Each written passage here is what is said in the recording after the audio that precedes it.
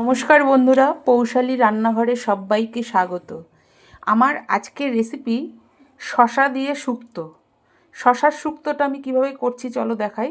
আচ্ছা, তার আগে বলে নিই, শশার শুক্তো সবাইকে আমি দেখেছি শুধু শশা দিয়ে বা ডালের বড়ি টড়ি দিয়ে শুক্তোটা করতে, পোস্ত টোস্ত, সর্ষে বাটা এসব দিয়ে দুধ টুধ দিয়ে শুক্তো করতে দেখেছি। কিন্তু আমি শশার শুক্তোটা আজকে করব একটু অন্যরকমভাবে। আমি উচ্ছে দিয়ে করব শশার শুক্তোটা। তা চলো দেখাই কিভাবে কি করছি। দেখো, উচ্ছে আমি সরু সরু করে কেটে আমি ভেজে রেখেছি। এদিকে শিম নিয়েছি একটু লম্বা লম্বা করে, আর এদিকে শশা দেখো লম্বা লম্বা করে পাতলা পাতলা করে কেটে রেখে দিয়েছি। আর আলু সেদ্ধ করেছি, আলুটাও দেব, আলুও পাতলা পাতলা করে কেটেছি। আচ্ছা, সবার আগে তোমাদের দেখাই এবার কি করে কি করছি। তেজপাতা দুটো দিলাম, একটা শুকনো লঙ্কা দিলাম। এবার দেব একটু পাঁচ ফোড়ন। আচ্ছা, সর্ষে দেখো আমি একটুখানি হামানদিস্তাতে একটু গুঁড়ো করে রেখেছি, সেটা আমি দিয়ে দিচ্ছি, কালো সর্ষে দিয়ে দিলাম। এবার একটুখানি নেড়ে চেড়ে নেব মশলাগুলোকে। নেড়ে নিয়ে এবার আমি এর মধ্যে দিয়ে দেবো শিমগুলো। শিমগুলো একটু ভাজা করে নেব,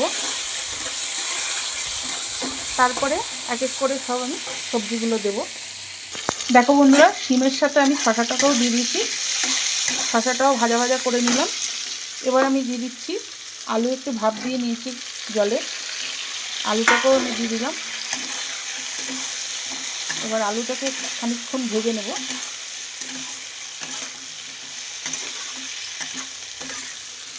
ভাজতে ভাজতে আমি দিয়ে দিচ্ছি নুন পরিমাণ মতো,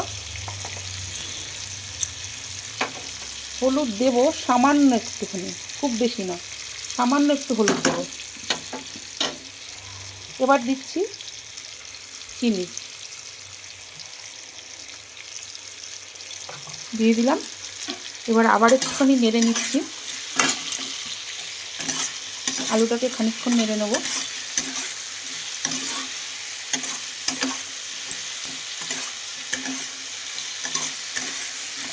আচ্ছা, এখানে আমি সর্ষে পোস্ত আমার গুঁড়ো করা ছিল, সেটা আমি জলে ভিজিয়ে রেখেছি, সেটাও আমি দিয়ে দিলাম।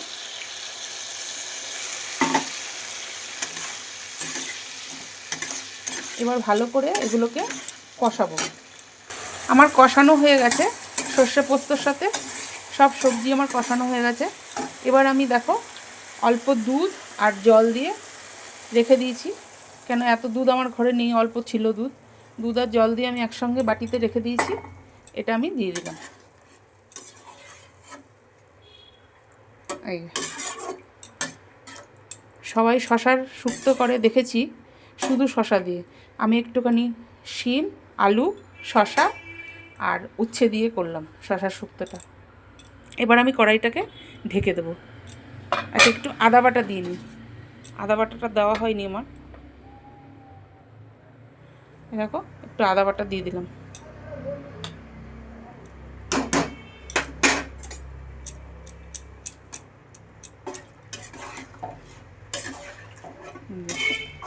দিয়ে দিলাম আদা বাটাটা। আদা বাটাটা দেওয়াতে বন্ধুরা এত সুন্দর গন্ধটা বেরিয়েছে, তোমাদের যদি শোকাতে পারতাম গন্ধটা তাহলে আমি ধন্য হয়ে যেতাম। দুর্দান্ত গন্ধটা বেরিয়েছে আদা বাটাটা দেওয়ার পরে। এইবার আমি কড়াইটাকে ঢেকে দেবো। দেখো বন্ধুরা, ফুটে উঠেছে আমার শুক্তোর ঝোল।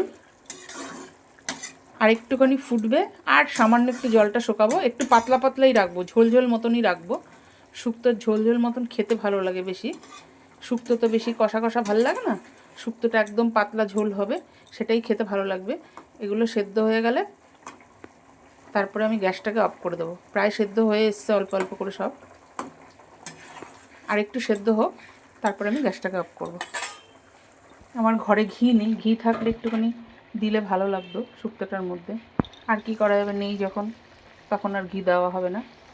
যাক আছে, তাহলে এই পর্যন্ত। কাল আবার নতুন কোনো ভিডিও নিয়ে তোমাদের সামনে হাজির হব। ততক্ষণে তোমরা সবাই সুস্থ থেকো, ভালো থেকো, সাবধানে থেকো। আজকের মতো টাটা, বাই বাই।